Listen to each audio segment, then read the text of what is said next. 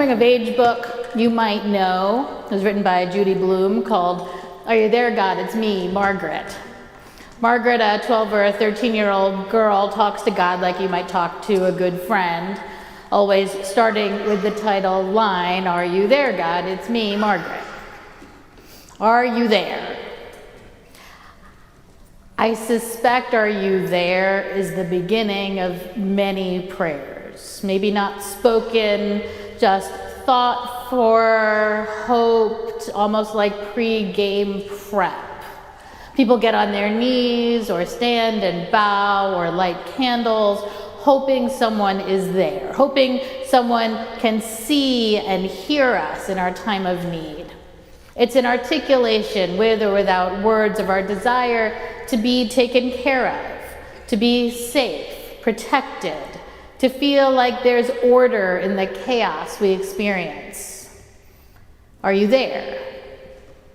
Is anyone there? Can anyone hear me? Whether the petition is to heal a sick loved one or find a parking spot, people often call into the darkness in some fashion, hoping someone is listening. I was a college chaplain interviewing student ministers to work in our campus department when we asked a young man who God was for him. He looked a little confused by the question, although why a person looking to be a student minister at a Catholic college hadn't anticipated that question is unclear. But the way he expressed his confusion was in this baffled facial expression and a finger pointed at the sky. I laughed, which I admit may have been rude, but I was struck by the clarity of his desire for us to explain, which he asked without a spoken word. Like pointing up was somehow the universal expression of God. That moment has stuck in my head because God has never seemed to me to be above, although his gesture was completely legible. Right? You mean? So many of us begin the spiritual journey thinking God is elsewhere, up, above, transcendent, and think the spiritual response is to also transcend this world, to find him, her, them. So much of worship, of spiritual seeking or direction focuses on how we go up. Often in history, we declare the most extreme examples as the most spiritual, those who transcend physicality, who deny the body and earth, are closer to God. This leads people to give up sex in some traditions, to deny themselves food, to limit clothing to one uniform or a robe, to accept poverty not as a way to confront the burdens and inequity of capitalism, but as a way to separate from the materiality, to prioritize the spiritual. Having accepted a divide or incompatibility between them. There have always been contemplatives in every tradition, people who leave their lives and ostensibly the world behind to find or to be worthy of God. The Jain monks who wander the streets naked, the Hindu ascetics who cover their bodies in human ashes. There were desert fathers in the ancient church who lived their whole lives in trees, hoping the sacrifice and self-denial would get them closer to that God above.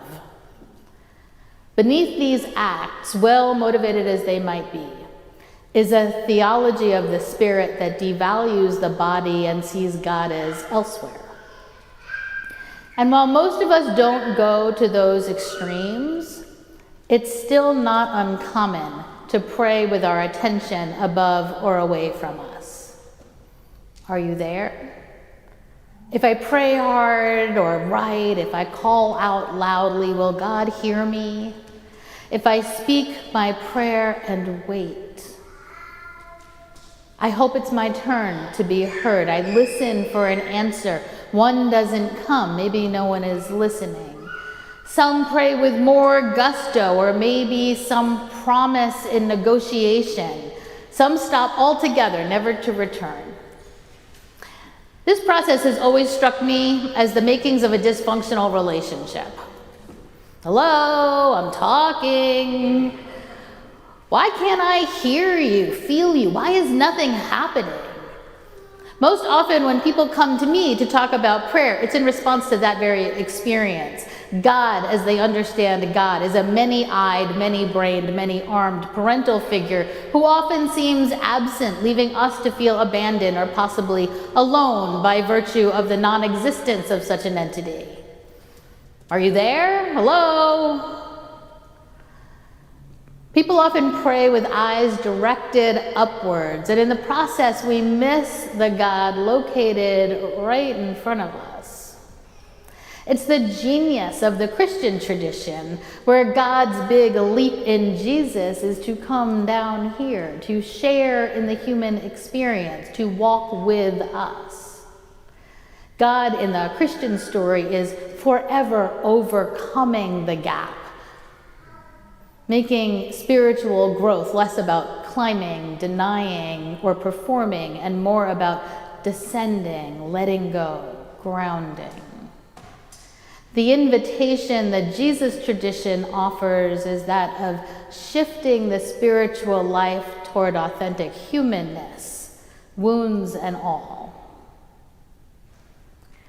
The idea of ascending, of leaving behind our humanity, of not embracing our brokenness, but of self-denial as spiritual practice, is not mirrored in the story of Jesus, a man who was very much of this world, who suffered and loved and drank wine and shared meals with friends. The rejection of that world in an attempt to be closer to God, to be more spiritual, more worthy, is misguided and out of sync with the story and too often sponsored by ego. It is many times a practice seeking perceived perception cuddled in arrogance, even as humility is touted by both practitioner and onlooker. Earth-centered pagan traditions are brilliant in their rootedness. The Celtic, Wiccan, and Druidic gods are embedded in the trees, the birds, the wolves, and each other. God isn't above, but within and around. Praying up, or otherwise trying to transcend, is to bypass the spiritual richness of the world we inhabit. When we do that, we miss the God located here, in sight, to be touched and heard.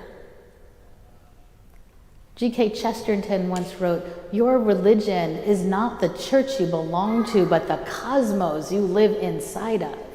Once we know that the entire physical world around us, all of creation, is both the hiding place and the revelation of God, this world becomes home, safe, enchanted, offering grace to any who look.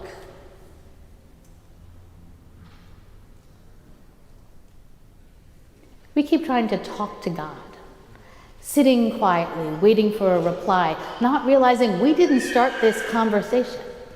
And our sitting still or getting small is limiting our ability to participate in it. This whole world is revelation, and our prayer is the response. If it is, in fact, a dysfunctional relationship with communication issues, we are the perpetrators. We're the ones keeping silent while the whole world, while the God or gods of this world are begging for our attention in the extravagance of all that surrounds us.